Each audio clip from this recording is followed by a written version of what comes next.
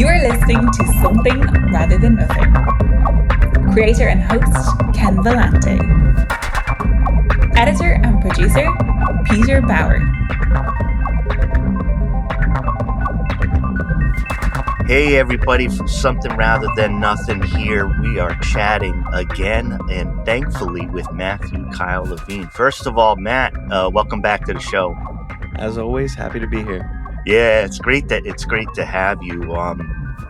I think it's been pretty cool on the show to establish this relationship, and you put out a short film and the work that you do every once in a while. We tend to pop on and gab about it. It's great to circle back and go over everything. Yeah.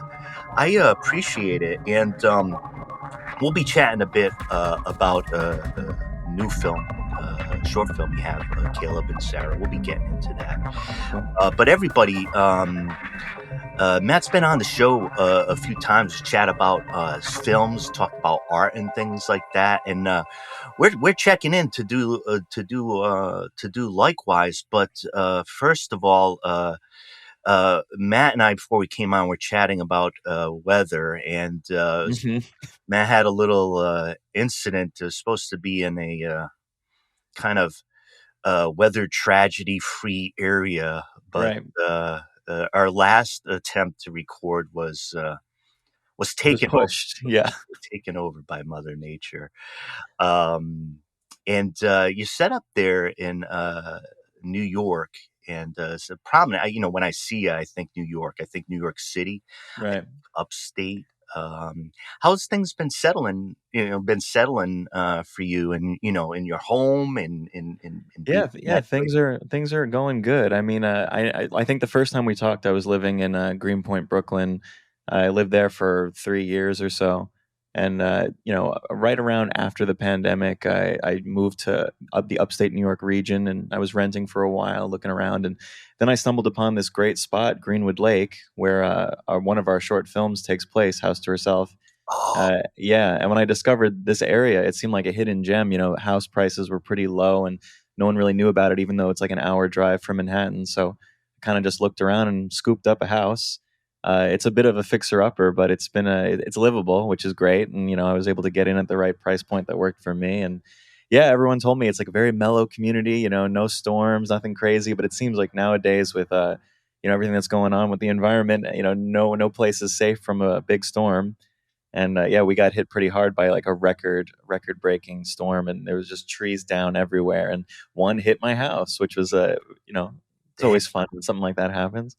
But luckily, insurance is taking care of it. It's no sweat off my back really financially. And, the hole is patched. A whole chunk of my house came off, but now they're kind of working on it. And I'm in here right now. So happy to say that everything's okay now. I know things will recover there for you. It's, God, new homeowner is scary. I got to tell you one, I bought a house, this is years ago, just moved into a house in Milton, Wisconsin. And oh, wow. 30 minutes southeast of Madison, Wisconsin, where I was living.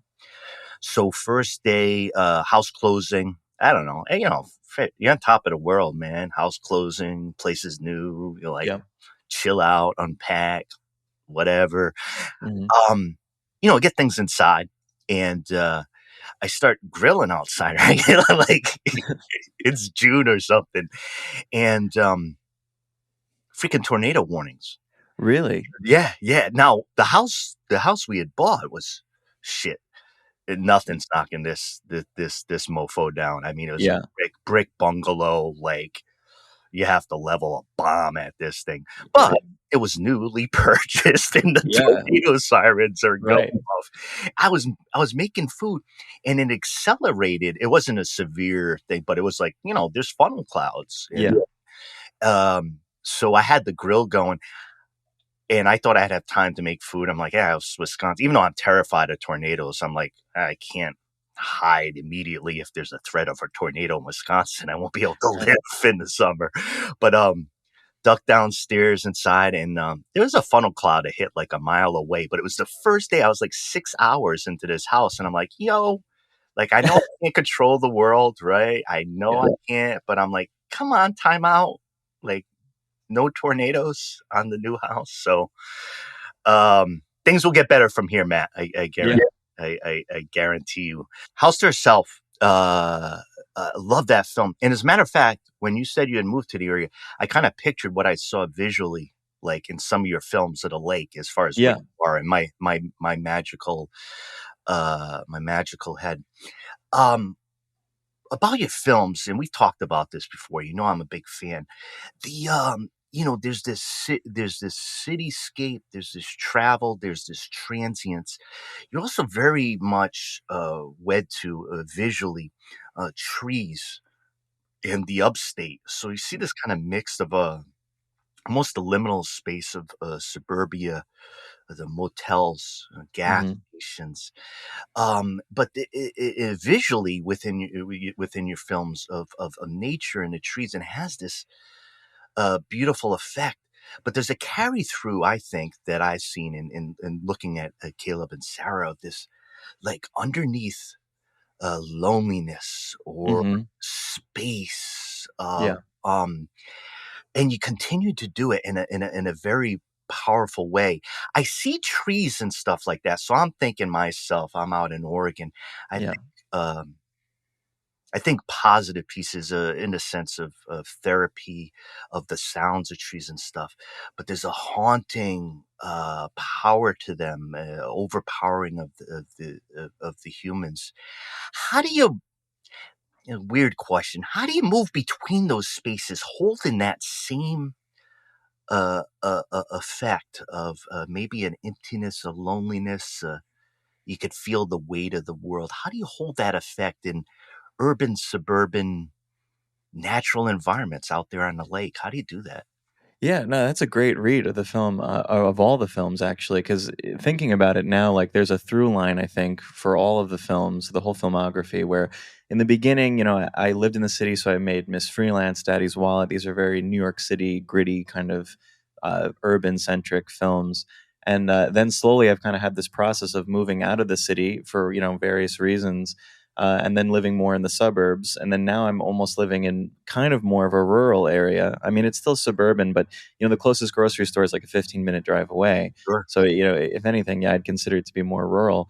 And I guess because I've now experienced living in all of these spots, I don't know, it's almost like the films have personified this battle between what's better, and the pros and cons of living in all these areas, and how there's still negativity and positivity that kind of bubbles up in all those spots. And Caleb and Sarah specifically, I think we filmed it in this very specific way, where we have these big wides and the characters are very small, almost ant-like, where they do seem like overpowered by the trees. And I think there's just kind of like a through line there of my experience, and my feeling towards nature, where, day to day, I think I'd rather be surrounded by nature, but I'm also a filmmaker and I'm, a freelance cinematographer. So being in a city, especially a big one like New York City, is probably the best thing for my career, to have access to all those people and all those companies and, and what have you. So there's kind of like this back and forth between wanting to live a life that's more spiritually connected to nature, but also having this kind of financial, not burden. I mean, I feel like I'm blessed to have the job that I have, but there is this pull of like, I need to be in a more urban kind of packed in area to do what I do. But then on the day to day, I'd rather be in nature. And I think the characters are kind of, in my mind, even though it's not so discussed in the film itself or not so laid out, I feel like they're kind of struggling with this feeling of wanting to break free from the rat race, whether it be in the city or just be having a job in general. And in a way, I think their need for nature is kind of expressed through the movie, but then also you could see that there's a bit of a darkness and a loneliness to that path of wanting to pursue a life where you're more spiritually connected to nature, because in the end, less people are out here. Yeah. So in a way, it's more lonely, and so you kind of have to balance those opposing and conflicting thoughts, which I think in a weird way it's funny how we slipped right into the themes of the movie, but I do think that's what it's about, really. If I could pin anything down on it. Yeah, I love the terrain. I love the terrain, and I think in your films, they're thinking films, and not to scare anybody away, but Right. they right? I mean, America, right? Like, no, they're thinking. Uh, uh, they're subtle. And in the case of Caleb Sarah, there's not a lot of words, so it's atmospheric about what is occurring, Yeah. what are they struggling with. But the terrain I'm talking about, thinking about topography and the city and rural, I myself, I think I connect to seeing that because I myself experienced. I grew up in Pawtucket, Rhode Island, Hmm. just working class manufacturing, city. I've lived in different areas. I've been, spent a lot of time on a 150-acre farm out in western Wisconsin, Mm. and I enjoy that in a particular way. Or if I'm in the woods out here in Oregon, I enjoy that in a particular way. But I see some of the things of grappling with that, of being from the urban, of getting some weird energy that fills up your body from the earth. Hmm. And at the same time, being like, seeing your shots out there on the lake, being like, I don't know what's going on in your head, but you'll be like, let me just look at this. And the people are small, right? It isn't Yeah. like Times Square. It's like, holy shit, look at the 40,000 people. Right. And so I found myself over times kind of vacillating, maybe in an extreme way of, I need the people, I need the urban, even though it drives me nuts. And, Right. you know, um, wrestling with being out in rural where sometimes you're in the middle of the field and you're like, man, this is lonely as shit. I don't know what Right. to do. Right. And I think coming from a background of working in New York City, I feel like there's this like almost hypnotizing capitalist culture of like, in order to do better, you need to network and you need to kind of push the boundary of your comfort levels and get out there and meet all sorts of different people. And I think in a weird way, even though nature is more natural, I think the society we live in now, if you're living in an area that's less populated, you immediately think that maybe you're doing something wrong. Maybe you need to be Wow. around more people and be in the city. Otherwise, you're not going to, achieve your dreams. And I have this kind of mixed issue where, I definitely do like living in a naturey area more. But I also have this dream of being a filmmaker. So I know that it requires a lot of hustling and networking and all that stuff. So it's kind of like this. I think America specifically has this attitude or this like social norm kind of mass hypnotization of like, you're not doing enough. You need to always be selling yourself more and more and more. And we see that in social media, but it's also, we can't get away from it in terms of the culture of the city. And so in a way, I've noticed that when people move out of the city dwellers will almost kind of talk to you in a kind of like making fun of way where they're like, oh, did you hear about so and so? They moved into, rural or suburban New Jersey. I mean, like, oh, what losers. So I think it's a thing that people really battle with that come from, major urban areas. Yeah, and one of the things I find too, I'm sensitive to, and I kind of have that oppositional kind of behavior aspects to me is, I've lived in different areas, and the eye of the outsider. So one of the things that drives me absolutely batty, actually makes me upset. I end up arguing a bit about it is Mm. countering like deep regional prejudice over areas like that. Yeah. You know, just stupid like class based type of stuff. I'm Right. not saying there aren't rural America has problems, urban Yeah. America has problems. Yeah. But what I'm saying is there's this lazy type of way people look at an area and look at a people, and that's a shit area and that's an armpit area and all. Right. And I don't enter into areas like that. And I think one of the blessings for me is that curiosity of being like, yeah, I know that person looks like a right wing, terrible, Hmm. I'm going to kick your ass or slash you. Like, I know there's a feel of that and I know there's a reality to that, but Right.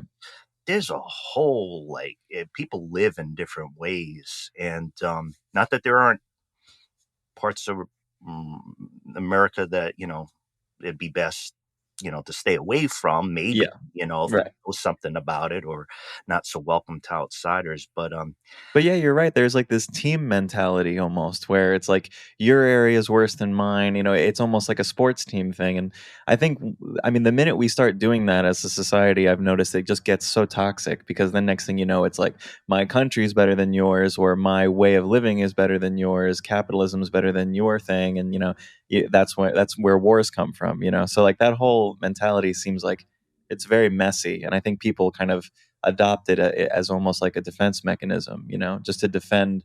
People like to defend their way of living because they need to tell themselves every day that I'm doing the right thing. Right? Like you said, if you're out there in the by yourself, you're like, what moral wrong have I done to right place me in this position? No, I really I really enjoyed it. I tell you one thing, just I want to talk more about film, but the way I've experienced this as a organizer and union rep, and it's been really profound for me and a great learning experience, because you talk union stuff, people think, the city, they might like Starbucks, UAW, all that type of stuff. In my head, I get caught up in some of that pizzazz and the labor union stuff, but so much of my work now, for a majority of my career, has been in rural Oregon, and in places that statistically, verifiably, all these type of things that are supposed to be, hostile territory. And I worked in this environment, and one day I called bullshit on it all. It's like, I know anywhere, let's say on the union thing or whatever, everybody has a unique experience. You're going to have this element. But I tell you one thing, as an organizer, it's person by person. Right. And like when you have a conversation with somebody, connecting them to something larger, if they believe in it, I find that the, kind of maybe conservative male, 50 years old, you're not saying, oh, that's my number one union member, but they might want to join the union to be like, my boss is an asshole and I need somebody to punch with me. Right. Like that's their reason. And so like you start to discover that people could have like old beliefs about, different things, but you could find that there's an interest in and of themselves, rural or not, that they're like, shit, yeah, I'll join the union, and for different reasons. And that's been a revelation to me, because I find that the prejudice sometimes of stepping into it is people like, you can't organize there, so fuck it. Right. You can do. And there's a deep falsity to that. So have you gotten calm in your new place in the woods? Has your like nervous system, has anything changed that way for you as far as? Well, I think I have this. And I think you could see it in the movie. I have this kind of back and forth in a way with, once I'm here, just in the house and not really going out and filming too much for like 2 to 3 days, I'm loving it. I'm like, oh, I'm in a Zen space. I'm peaceful. And then next thing you know, I start to feel like I'm like, all right, when's the next shoot? When am I going to get back to the city? Because like I'm starting to lose it out here a little bit, But luckily, I'm blessed enough to have a lifestyle where, after a couple of days of editing at home or even just hanging out or whatever, I'm going to get called to do something else. And normally it's either in, New York City or Long Island or Connecticut, or it's like somewhere else. So I'm always traveling. I just did a tour with a musician where we kind of went all over the country, and we, went to like 7 different major cities in 10 days. So there's always a kind of a back and forth. And I think for me personally, I need that because I like a little bit of everything. So I'm thankful for that. But yeah, as far as the movie goes, I think also there's just like a shifting mentality towards living outside of an urban area just because of how expensive things have gotten. To live in the city, it used to make so much sense because the jobs were out there, but now there's remote working, and now rent is just skyrocketing. And, you get a place an hour outside of the city, even if you have to commute a couple days, it's way cheaper, like by almost the rent prices are slashed almost in half. So with Caleb and Sarah specifically, I think these characters, from my perspective, even though it's very ambiguous, they're kind of struggling with the realization that living in a city, especially a major city like New York City, could be a scam. Like, why wouldn't I just pay less and have more space and not have rats and garbage everywhere, et cetera, et cetera? Yeah. But then I think they kind of have this feeling of like the boredom or the loneliness of making that decision and of course this movie in a lot of ways is like a sister movie to Sometime Soon, which is about a character who also lives out of a car. And I think America in a way, or the people of America, are kind of shifting in that direction of, what kind of alternate lifestyle can I have where I don't feel like I'm being scammed, or where I feel like I have the chance to save up enough money to buy a house, to have my own financial independence instead of being so reliant on these people that are just trying to milk every dollar out of you. Yeah. Yeah. I tell us about who worked with you on this film. You have you do your research and stuff, but you're an attractor of talent and people who can deliver performances that they have to deliver them for things to work, Yeah. and they do. So tell me about the folks you're working with on Caleb and Sarah. Well, the funny thing about this one is that it's been a bit of a period of working with just actors who are just close loved ones. And Shay Glasheen, who is, I've been a sound operator and composer for most of my movies since I was a kid. We've known each other since we were 8 years old. He was, Hey, yeah, and he was on the show. yeah, He read the script and he loved it. And he had just recently married the Diana, his wife. And I thought we immediately were thinking like, how fun would it be to make a movie, starring the two of them as a couple, as two people in a relationship, just because that natural chemistry would already be there. And then and Brad Hoyt, who is the other actor, has been a friend of mine for a long time as well. And Victoria, who acted in Sometime Soon in Trusted Hands, she's my girlfriend, and we've been working together doing a lot of production work. So this one was really like a family movie in a way, and that everybody that was involved with it was just all people that I knew really well. And I kind of wanted this one to be like a big piece, spanning a lot of different areas and, exploring a lot of common elements that I like to always explore, almost as like the finale of like the movies where I work with my friends, so to speak, as the actors. yeah, I wanted to really do a big one, that covered a lot of ground. And now the next movie I'm hoping to do something where it's more, involving, actors that I don't know, actors who are very experienced, and a bigger cast, a bigger budget and all that stuff. yeah, But I wanted to really just make like a nice, like just my friends kind of movie, yeah. A haunting, just my friends. Exactly. Well, right. Exactly. Yeah. No, it's funny. I talk about it so positively. Meanwhile, it's like a dark, haunting film. But I mean, that's always the case for me. That's a given. No, it's really good. Can you tell me, moving between some of your paid work, commercial work, professional work, which I enjoy as well, Yeah. in your creative pieces, do you find as a creator that there's some reinforcement or some things? Because we talk about them as distinct, but I was wondering for you as far as uh, how one informs the other in a creative way with what you're able to do, that freedom or how you express it. Yeah, it's really funny that you mentioned that. I feel like since I really started like living on my own and working as a freelance cinematographer, the work has really informed, like, the paid work has really informed the creative work in a big way. And you'll really be able to see that with the next movie that I'm working on, because I do a lot of just throughout, since the beginning of my career, I've done a lot of like corporate event videos where, you do like a highlight reel covering some sort of corporate gathering where they do meetings and speeches. And, it's a lot of big wig like one percenters kind of talking about their plans to invest in this and to invest in that, and it's all so heady.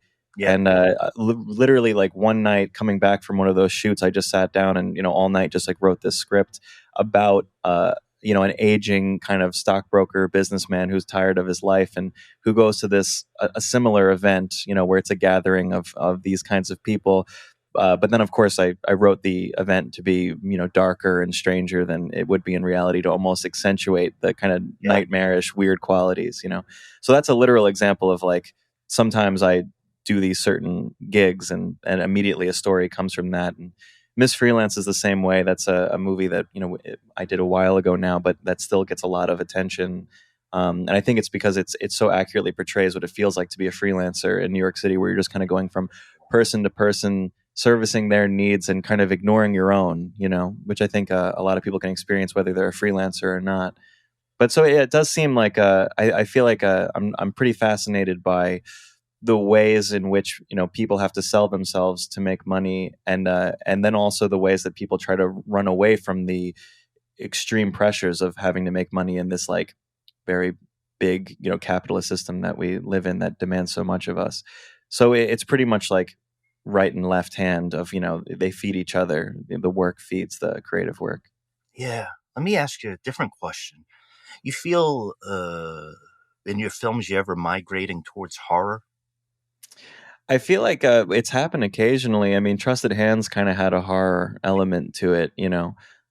it's definitely fun for me. It's strangely very fun to me to, go after a kind of disturbing theme or kind of a very like moody, dark tone. Yeah. I think in a weird way, it's just very therapeutic. I could take all of the thoughts that I have that are strange about society or that kind of trip me out or feel disturbing to me, and then I can explore them through my favorite thing to do, which is make films. And it almost feels like it's a way to kind of expel the darkness. And I think horror is the same way. I mean, like if you ever go into a horror movie set, everybody is just geeking out over the makeup and the sets and, how fun the story is and whatever. So yeah, I could easily see it turning into that. And for me, the movie that about to make feels almost like a horror because it's like an alternate reality where things are more disturbing and intense than they would normally be in this corporate setting, just to sort of highlight how odd corporate life in New York City or in America is. So to me, it feels a bit like a horror, but like a horror. I guess we'll see. It's possible. Yeah, it's part of the thing in your film. You had mentioned your connection to it as a processing, and I wonder about that. Just in this sense, a lot of times you see, like if I'm a creator, right, and I'm around some of these ambiguities, these feelings, this kind of horror or these power relationships where I'm disempowered, and you have all these different impacts and effects when you portray in your art, in your creativity. I find it very fascinating that there's a clarity to what you put forth, but it's ambiguous. It's like Yeah. visually clear, but it isn't like, as an artist, sometimes I'd be like, this happened to me, this happened, this happened to me. I wrote this, I understand it, and Right. here's how I'm a different person after. And Yeah. I think it's a challenge, the way I see it as an outsider, for you to process it, but still drop it into an ambiguous sauce. Right. Yeah. Yeah, I don't know. I think there's a part of me that knows, like, I don't know if all artists do this, but it feels like most artists kind of personify their life through their work. And I think I always found it a little corny or a little too on the nose to be like, oh, I'm going to make a movie about a videographer who lives in Greenwood Lake or whatever, like, so I don't want to do that. So I think I know that I have to add a lot of layers onto it for me to feel like the thing I'm making or the thing I'm witnessing is like an exploration instead of just an analysis of my life. So I try to change things up. Like Miss Freelance was a good example, especially, I made that now a few years ago. So, it was still was on the nose given that I was a freelancer and I'm like, okay, this is Miss Freelance, but just changing it to be a little more exaggerated. It's like the main character is a woman, so I'm making that a little bit of a different thing, something else that I can explore, that side of life that I'm not familiar with, that, not being a woman.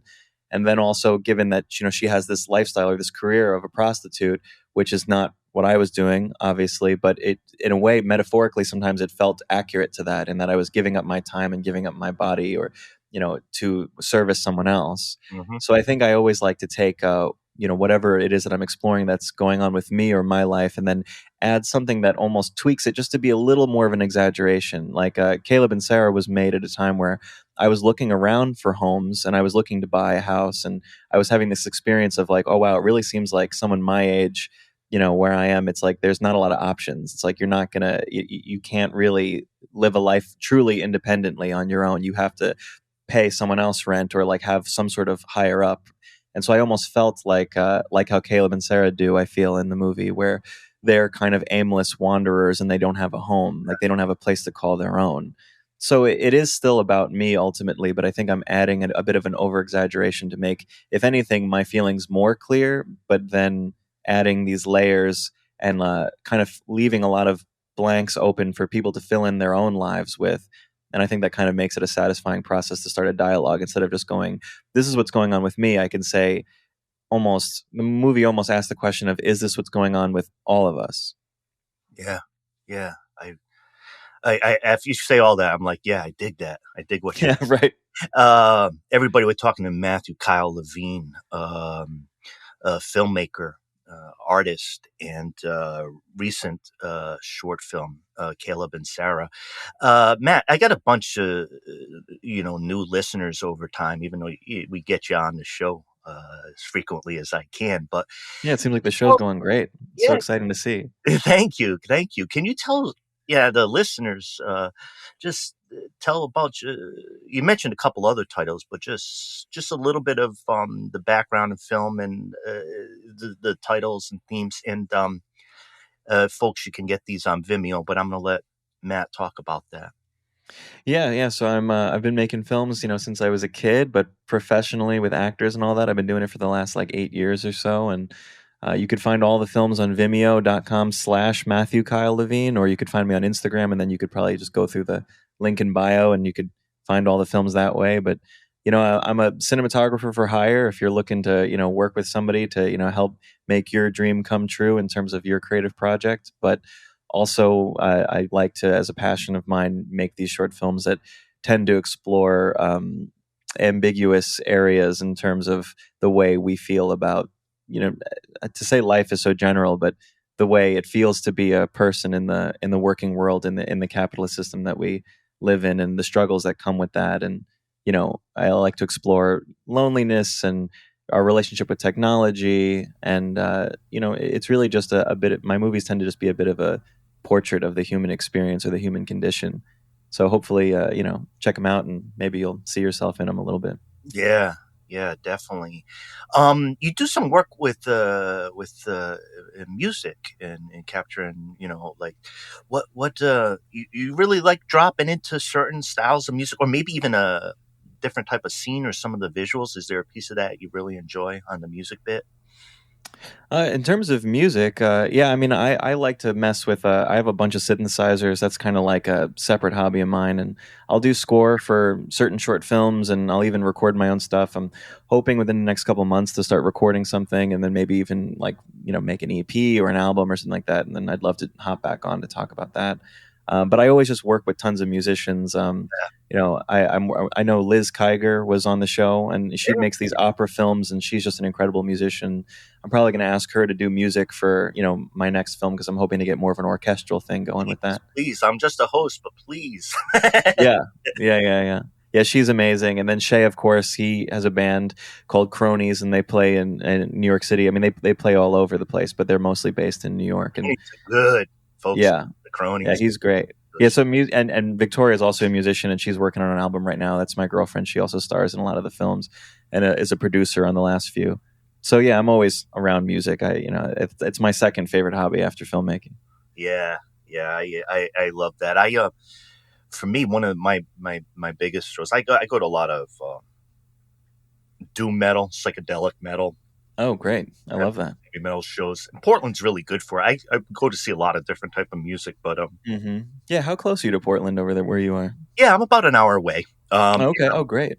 And I love Portland. It's like my favorite city, one of my favorite cities for sure. I really enjoy Portland, probably because it's so freaky and unique. Like I can't compare it to anywhere else. And like if you're into creativity and like you're looking for a zine about on Tupperware made during the 80s, and like there's an expert, like for the atypical mind, it can be a very good spot to be like, that person is obsessed about that for 20 years like I have.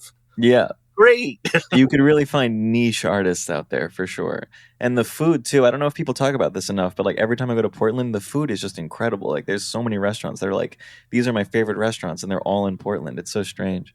Portland has an amazing variety. I would say even like my favorite Thai places that I've ever been to, and Ethiopian and Eritrean food. And just so Portland's a bizarre place. It's got some significant issues, drug and displacement, homelessness. That has been a historical problem here, but a bit more pronounced in home of the great Powell's bookstore.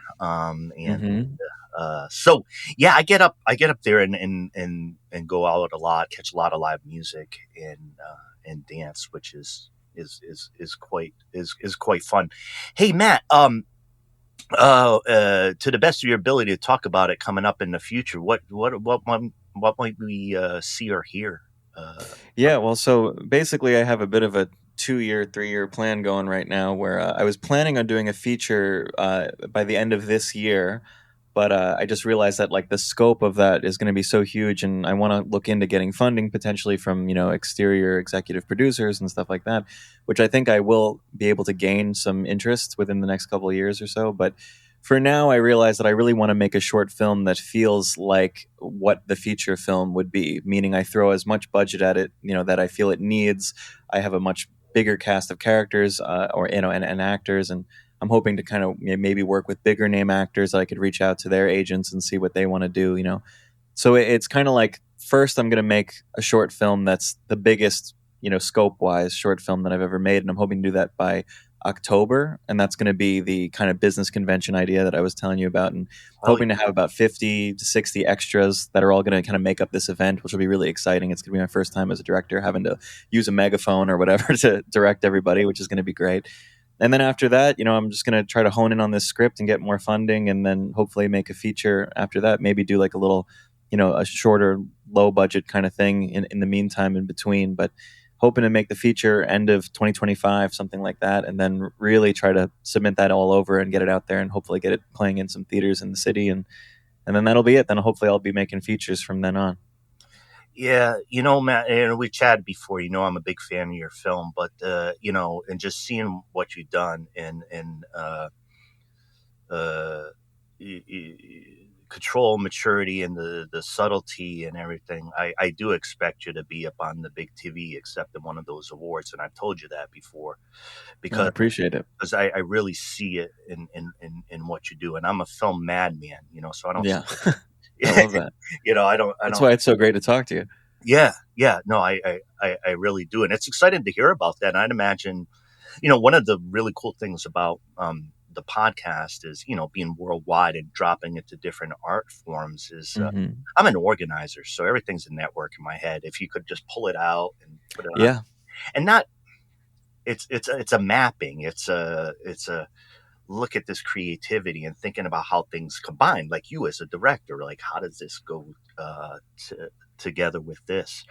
But no, it's great to hear about to hear about the larger projects, and you keep on it. You keep on it. You keep putting on. I try to do one a year. I mean, I'd love to. My dream would be to just work on these films full time. So hopefully that'll happen eventually. I mean, that'd be great. Yeah. But at least one a year. I think I need that regiment, that routine to feel like we're pushing forward. And personally, I believe in terms of just technical ability and scope and, performances and all that stuff, I feel like they've been getting better and better. So I'm hoping that I'm kind of, revving up for that feature where it's really going to all the themes I've been exploring are to come out in a nice, bigger way, a bigger package where it doesn't have to feel so tight. Yeah, definitely. No, it's great to talk to you about film. I wanted to before I let you go. I 2 or 3 times in leading up to this, I was like, I was going to send Matt questions, kind of maybe more typical question, but in thinking, I see you and your film, and you looking around film and directors and what they're doing. In recent times or historically, I mean, there's some for you, just as far as, let's say, even see and hear a film, when they're doing it, you're like, oh, that's the headspace. That's my headspace. Those type of impactful directors for you. Oh, like who am I watching now that kind of interests me? Yeah. Man, I mean, I really have been into Yorgos Lanthimos lately, and he's getting bigger and bigger. But, ever since I was a kid, I loved his stuff. Like Dogtooth was a major influence for me. I don't know if you've seen that one. But now, with Poor Things, it's so great to see everybody's watching him now. And all of a sudden he has such a way bigger scope, bigger budget than he's ever had before. And just seeing him kind of go nuts with that is just so exciting. It is, and I'm excited for the new one that's coming out too. And he's like, it's great, the marketing for that. I barely know what it's about. I feel like, I'm just excited for it to come out and see it. It's like, I think it's like 3 hours long or something too. So that's going to be great. So he's been a big influence for sure. And recently I've just been getting I've always been into Lars von Trier, but I've kind of been getting back into him.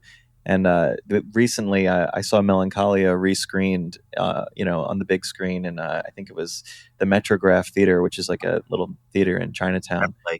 And that one, I right now, that's like my current favorite movie. I just think it's so well done. And now I'm kind of going back and watching, Antichrist, and want to see Breaking the Waves, and Nymphomaniac's a great movie. And so, like, all the ones by him I've been really getting into lately. I'm excited to see what he does next. Yeah. What about you? Yorgos, I mean, I hadn't seen any of his films, and my breakthrough a few years ago was The Favorite. Oh my God, yeah. I waltzed into The Favorite, and I had no idea what to expect or see anything, and I'm like, those moments where you're like, yes, fucking film, yeah, right, or the win. Yeah. It was one of those, and I really dropped into that. As you know, I've always been a massive fan of David Lynch. And I know there's an announcement coming out in June, and nobody knows, or supposedly nobody knows, what's gonna come out for that one. I've been lately. There's an announcement coming for David Lynch, like that he might be working on something. Nobody knows. I think it's like June. Announced something, and it said like sight and sound. So maybe. Man, that would be so. I would love to, because he hasn't made like a feeture in a long time. Right. I feel like maybe Inland Empire might have been the last one or something. That is such a unique film. It's crazy. And I've never had a handle on that film. And no, me neither. The first time I ever saw it, I was a kid, and like I loved Eraserhead and Mulholland Drive already. So I was like, I'm going to check out Inland Empire, just hoping that it would be another one of those. And it is so not. Like I found myself just stunned and confused. And I've always returned to it once every few years, and I still feel like I can't get my full grapple on it. But I think that's what makes it fun and exciting, is that you can have millions of interpretation. I mean, it feels like the same way for us. For me, it's like I've seen it 3 times, and there's particular components of the film that feel familiar and that I really enjoy, like looking at, or like the industrial Poland kind of background, and like I'm totally into that as a composite and as a whole. At the end of it, it's one of those. I remember walking out, and it was with a friend of mine, and we went there, go in and. You saw it in theaters? Oh man, that sounds so good. Yeah, it wasn't in for too long. We walked outside, and he was like, it was kind of like, I don't know, like I don't, like it was no words. It was like I don't like it as much as other things, but it was fascinating. But I don't know what what occurred. I wanted to mention one other thing as far as filmmakers, Ang Lee. Oh man, I just watched Crouching Tiger, Hidden Dragon again, and the range for me, the Ice Storm, which Ang Lee also directed, but like the range of Ang Lee, and even when people haven't liked particular parts of Ang Lee, I've thoroughly enjoyed them, including the Hulk for me. Yeah. Oh, he's incredible. I've never there is. You're right. There's no director that has that much range, that's done that many different kinds of films.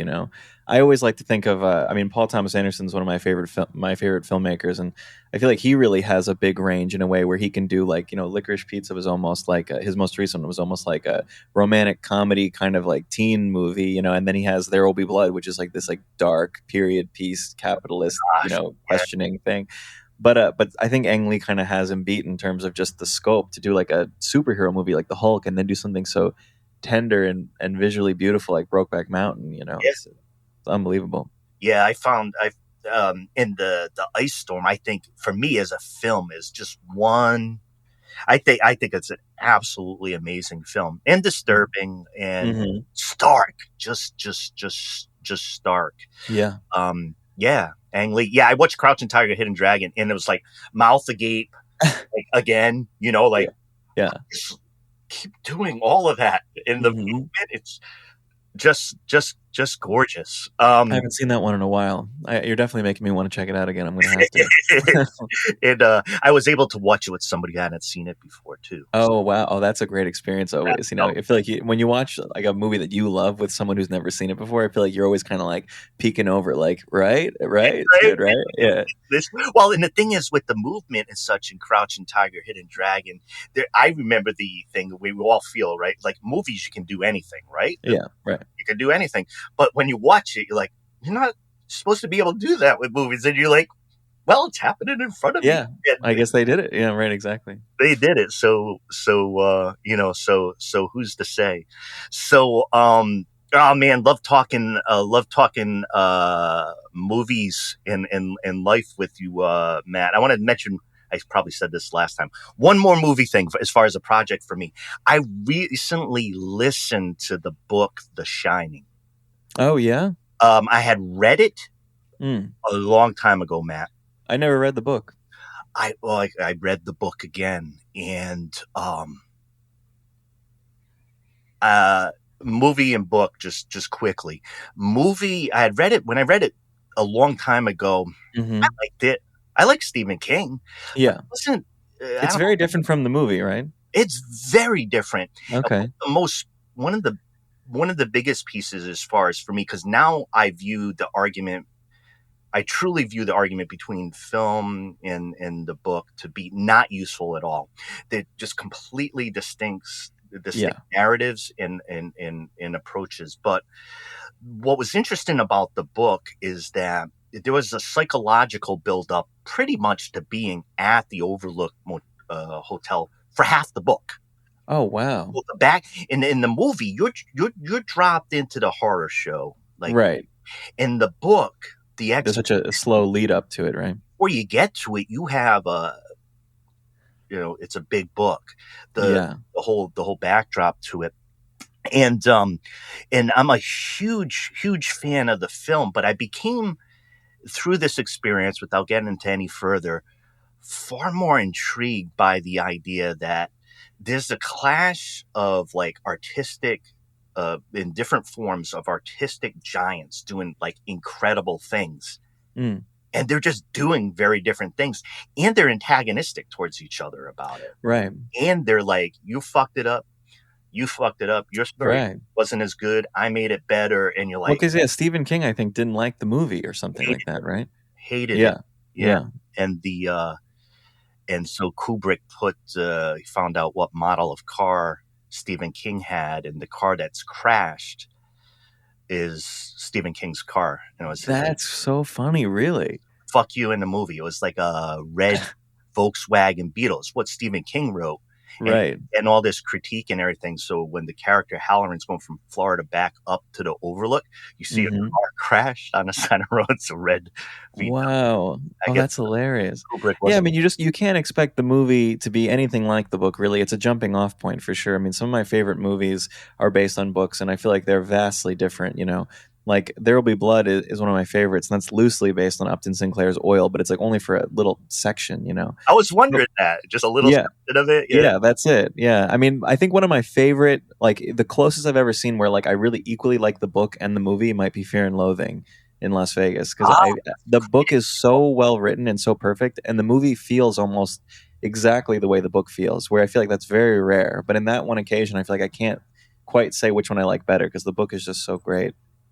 That's super. I would say on for politics is Hunter S. Thompson, Fear and Loathing on the Campaign Trail 1972 is by far the best political analysis and exposition of a campaign I've ever read. It doesn't matter what big names you want or political and everything. You want the dope, what's going down, what's going on in politics. Hunter S. Thompson delivers in the movie. Yeah, I got to read more of it. I've only read Fear and Loathing. I got to start, diving into his other stuff. Fear and Loathing on the Campaign Trail really delivers. You feel, I've worked on campaigns, and there's something really wild about it. You kind of feel inside it at times, or how are they jockeying out the votes and stuff like it's such a circus, right? Yeah. Well, Hunter S. Thompson, right? So I'm gonna check it out. Yeah, check it out. Everybody, Mathew, Kyle Levine, Matt, as always, it's a great pleasure to have you on the show. I very much look forward. I follow your stuff closely and seeing the movies, and I recommend everybody check out. Indie filmmakers. You want to see some really dazzling performances and like I said, subtlety and thinking. Really check out Mathew, Kyle Levine, and it's a great pleasure to kick it around a little bit more with you. You've already answered all the profound questions, Matt. Right. For the next one, we'll have to dive back in and see where I stand on them. A couple years later. We'll do it again, and we'll act as if it's it's a new. I've answered some of the questions I ask a few times, and I hate, and this is not a challenge to any listener, to put them close together and look for logical consistency. I hope there is. Yeah. But I don't know. The world doesn't seem to always work that way, right? Right. Yeah, only time will tell, I guess. All right. Matt, from the West Coast down in the woods to the East Coast woods. The East Coast woods. And sometimes when you see them on film, they look exactly alike. Yeah. It's been great to chat with you. And best of luck, everybody. Check out Mathew and Kyle Levine films and enjoy. Thanks, man. It's a pleasure as always.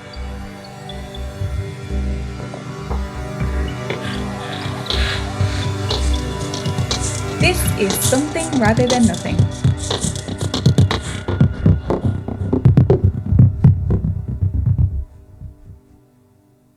And listeners, to stay connected with us and our guests, visit somethingratherthannothing.com. Join our mailing list for exclusive updates and access to guest-created art. If you enjoyed this episode or any episode, please like, subscribe, and leave a review on your podcast platform. People really read that shit.